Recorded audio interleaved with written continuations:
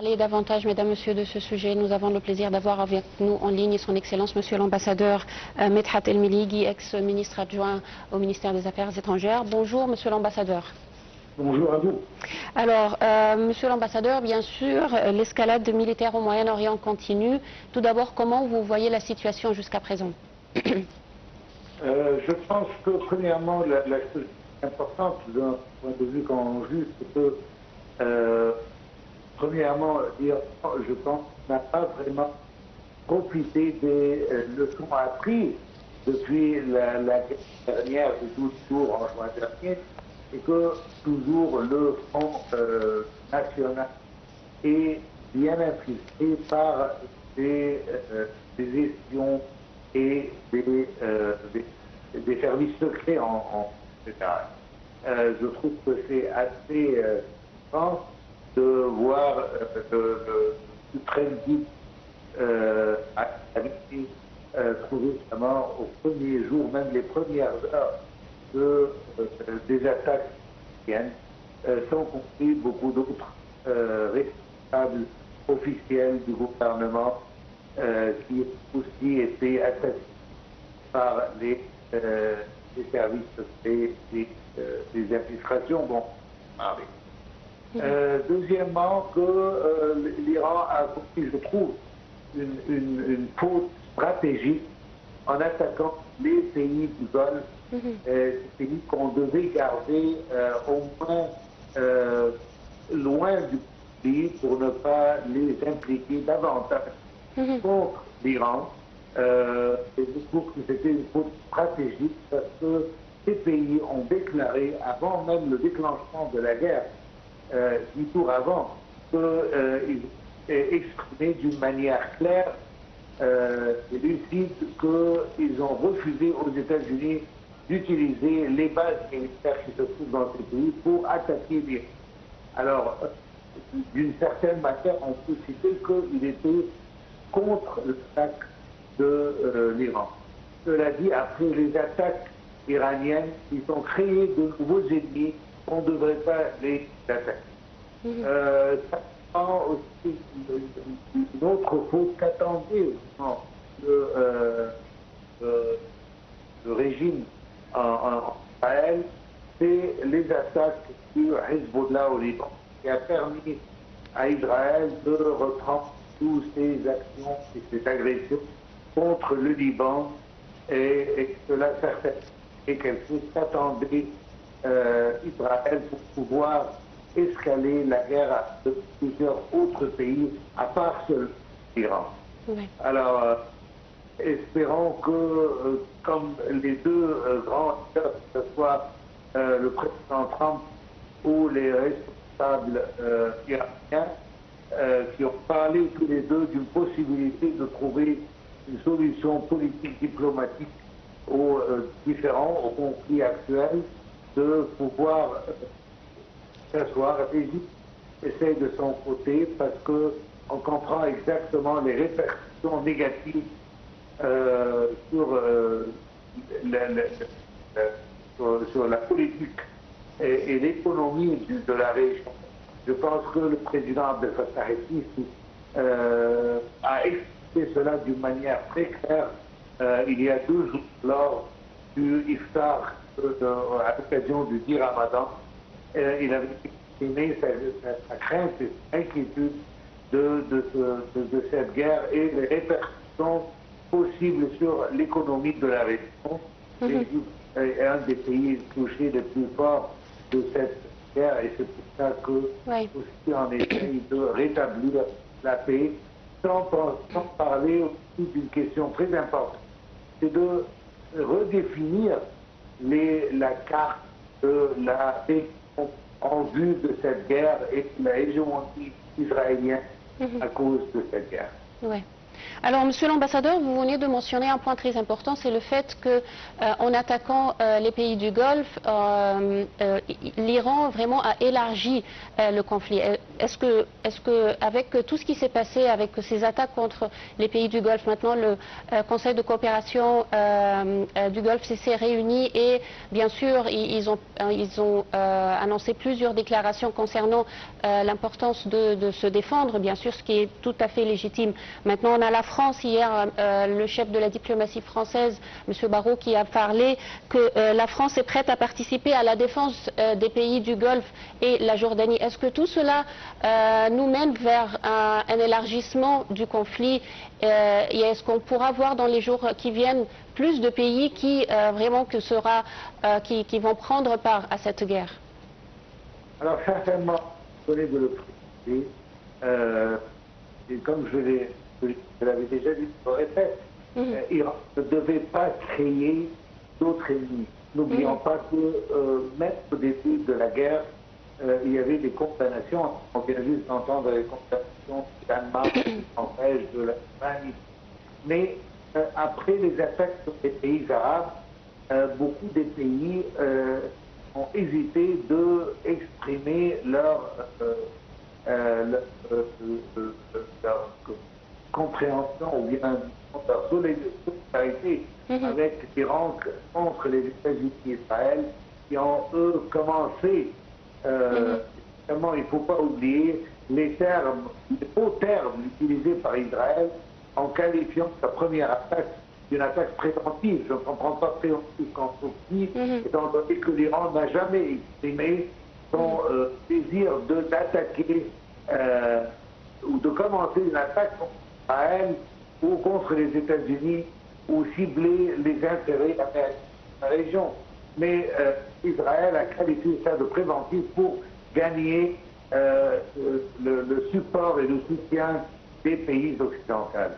Alors, ça c'est le premier point. Mais certainement, comme on vient de le dire, que l'Iran ne devait pas élargir la guerre, ne devait pas créer de nouveaux ennemis parmi les pays arabes, ne devrait pas demander à ses alliés tels que les Hezbollah au Liban, les Houthis au Yémen, ou même en Irak ou en Syrie, de mener une guerre contre les États-Unis et Israël, parce que c'est exactement ça ce qu'ils attendent pour eux continuer toute leur agression contre ces pays arabes, afin de terminer ce qu'ils qualifient de terrorisme contre Israël et contre les intérêts américains. Et ici, je trouve que ça, c'est une faute stratégique de l'Iran, et espérons que les attaques, si elles se poursuivent, qu'elles soient dirigées vraiment vers les cibles telles que les cibles des pays qui l'ont attaqué positivement, comme Israël et les États-Unis, et non contre des pays qui essayent d'être à la marge et ne pas confronter l'Iran comme l'Iran le dit. Oui. Alors, Monsieur l'ambassadeur, vous pensez que cette fois-ci, la guerre va durer encore plus longtemps? C'est-à-dire, il y a quelques jours, il y avait des médias qui ont rapporté des déclarations du président américain Donald Trump qui parlait de 4 semaines au moins, la période de cette guerre. Est-ce que vous pensez que ça peut durer aussi longtemps? Et est-ce que l'Iran pourrait aussi résister aussi longtemps? Je pense qu'il est très difficile de décider exactement quelle sera la décision iranienne, parce qu'à la fin du conflit, l'Iran, c'est elle qui va décider à un certain niveau si cette guerre va se poursuivre ou bien on va arrêter après quelques jours ou même une semaine ou 10 jours.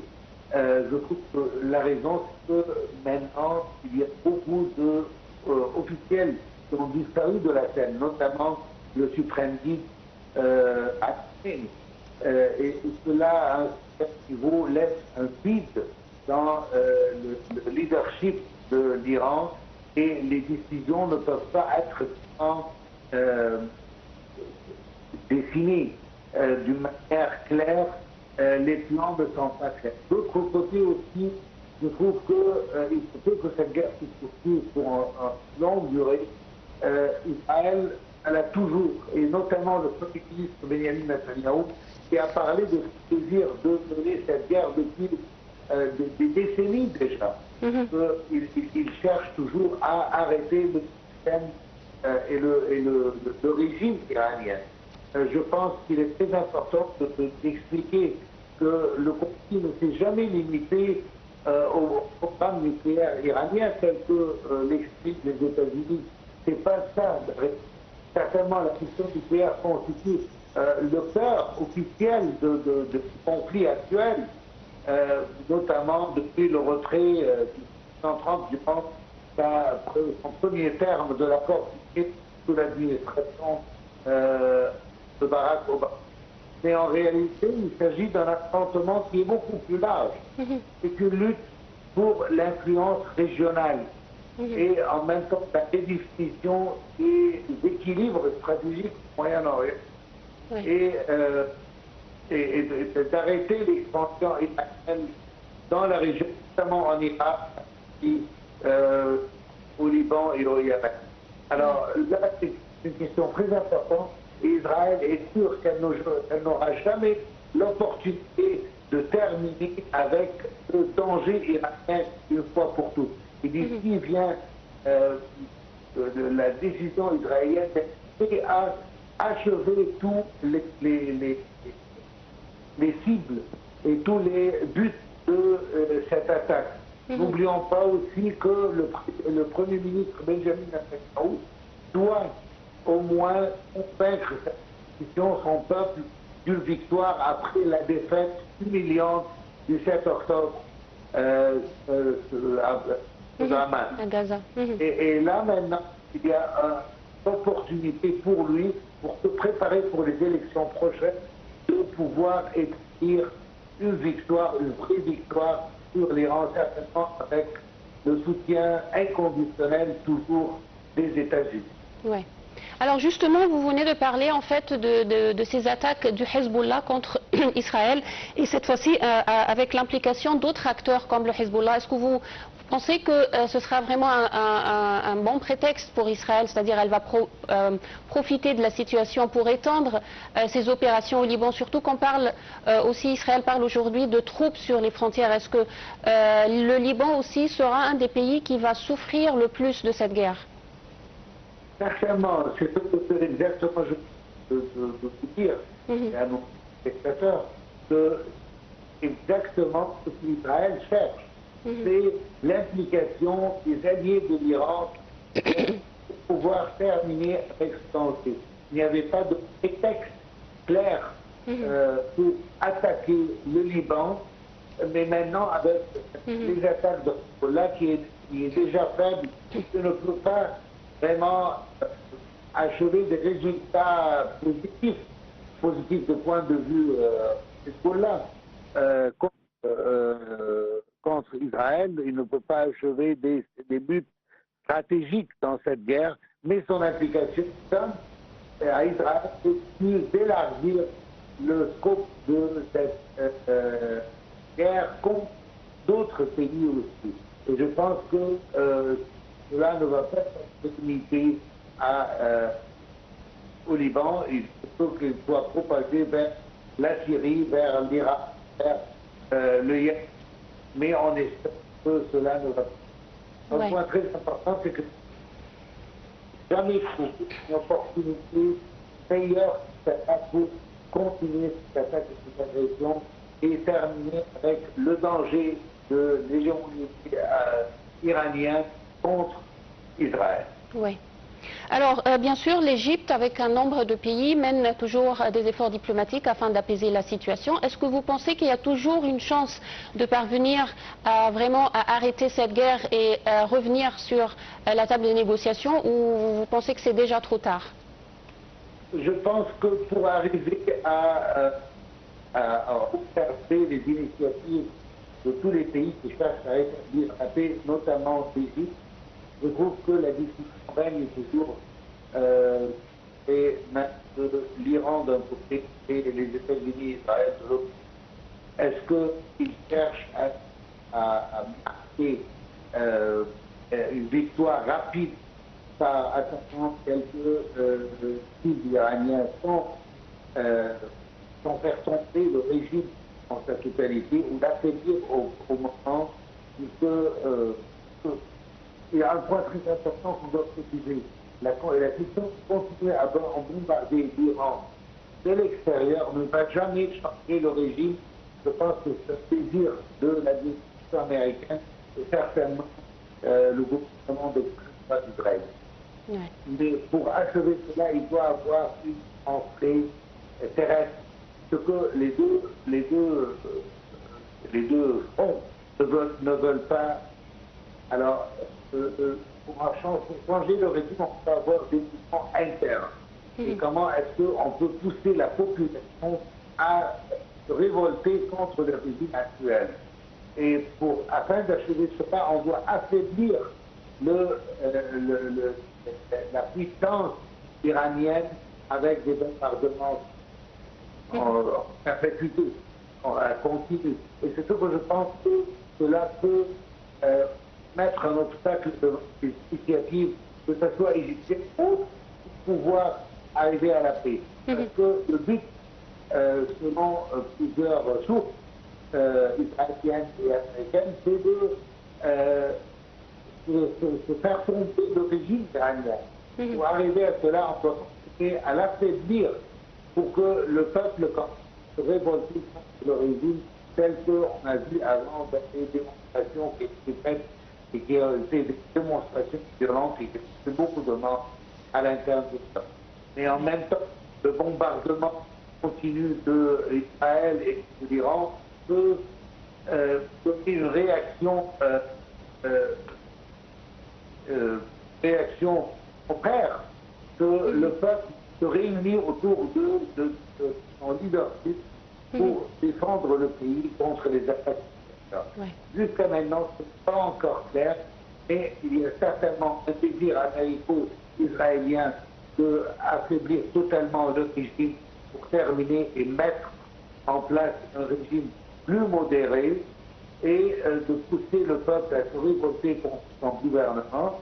Et d'autre côté aussi, il se peut que l'Iran essaye d'arrêter tout cela en acceptant des termes ou conditions américaines pour arrêter la guerre et ne pas continuer dans ce cercle de... Monsieur l'ambassadeur Medhat El-Melighi, je vous remercie infiniment. Je rappelle, vous êtes ex-ministre adjoint au ministère des Affaires étrangères. Merci beaucoup pour ces informations.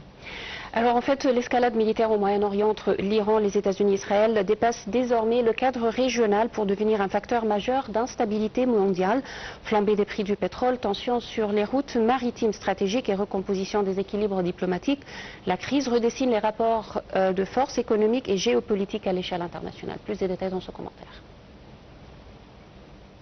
La crise actuelle au Moyen-Orient marque un tournant majeur aux répercussions économiques et géopolitiques considérables. L'escalade militaire impliquant notamment l'Iran, les États-Unis et Israël dépasse désormais le cadre strictement régional pour impacter l'équilibre mondial. Sur le plan économique, les marchés financiers ont immédiatement réagi par une forte volatilité. Les investisseurs confrontés à un climat d'incertitude se sont tournés vers les valeurs refuges, provoquant une hausse notable du prix de l'or. Parallèlement, les cours du pétrole ont enregistré une flambée significative, alimentée par les craintes d'une perturbation de l'approvisionnement énergétique mondial.